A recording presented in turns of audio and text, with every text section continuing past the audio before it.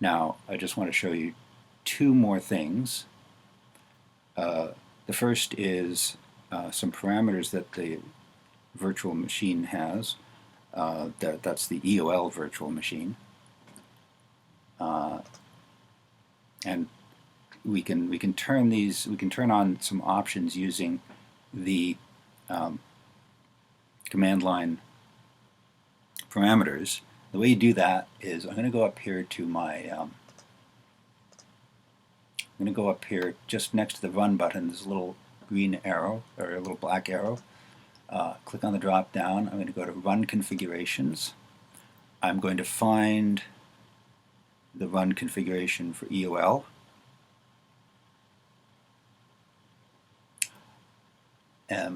I'm actually going to duplicate it and rename this one to verbose, EOL verbose. On the argument tab, I'm going to give a program tab of -v, V for verbose, or you can go -- verbose. Either way, I'm going to apply that. Well, we'll click on that one anyway and run it. So now we're running EOL verbose, as you can see right here. When what verbose mode does is it prints out the machine code as it's compiled. So I'll type in a EOL program here, or just one line of code. So let's say we do let A be 1, 2, 3, and then I'll produce a list that just contains A in it. Okay, that's going to generate code for the first item. Then it will execute the first item. Then it will generate code for the second item. Then it will execute the second item. As it generates the code, we'll see the code being as it's generated. So there it is. So you can see the first item generated a const instruction, a new var instruction, a print instruction, and a return instruction. The return is like a halt if you're not inside a subroutine.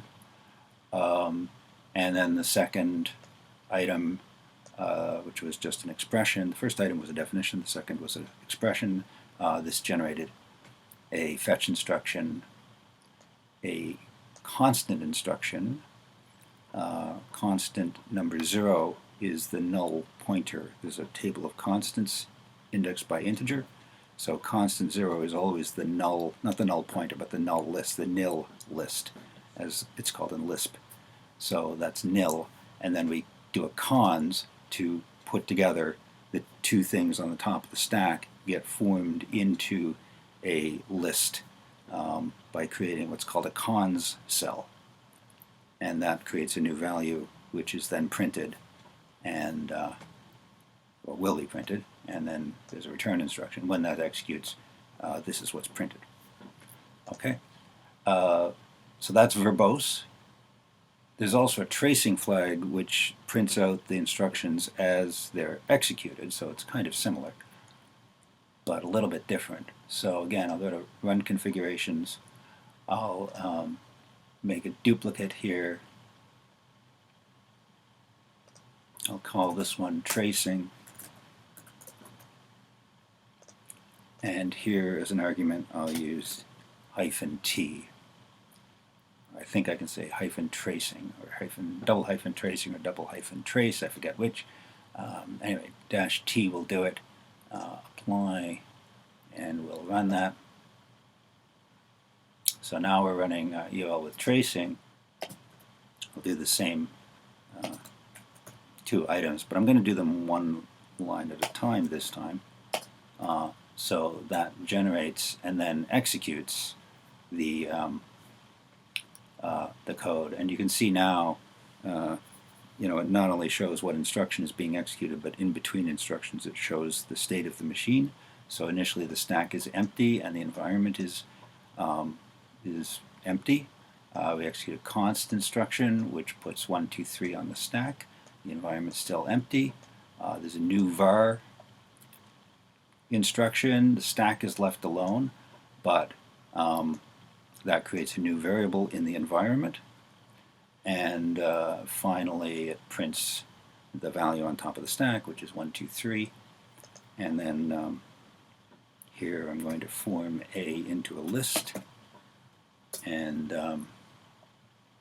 as we execute that, you can see what's going on. The stack is empty. The environment is the environment from the previous item.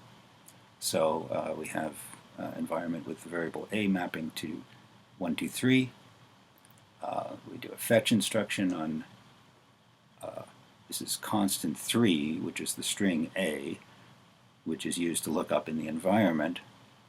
And so that replaces, actually that pushes onto the stack 123. The environment's the same, no change to the environment. Push the nil pointer. Stack now contains a nil on top, so left of the stack is the top. 1, 2, 3 on the bottom, so the bottom of the stack is on the right. And the environment's the same. We do a cons, which creates a cons cell, which we display as a list. It gets displayed as a list. So the stack now has one item on the top, which is a cons cell, which has in its left side, it has the number 123, and its right side is a nil pointer. And that's a list that can be interpreted as a list of length 1, which is why it prints out as a list. And finally that gets printed. And after it's printed, the stack is empty, the environment is unchanged, and after a return, the machine halts. And the one other thing I was going to show is testing. So over here we have a number of tests. The tests use a framework called JUnit, specifically JUnit 4, which we've already connected the library for JUnit 4. And you can run the tests, you can run a few tests at a time, so we can run, let's see, what's one that will pass? I think constants, that should pass. So if I just want to run that test, come here, run as JUnit test.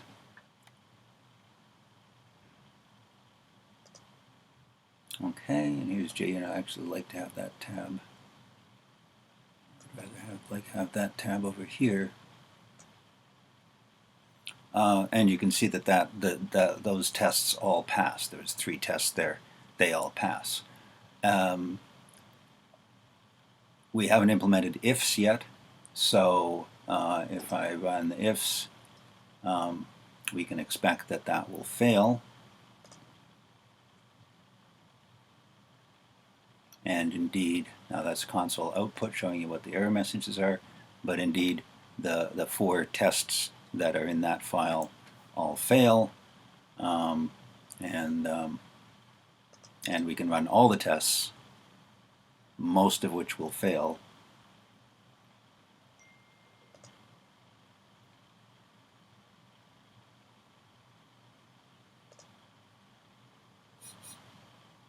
Okay, but if you can pass all those tests, then your code is probably right.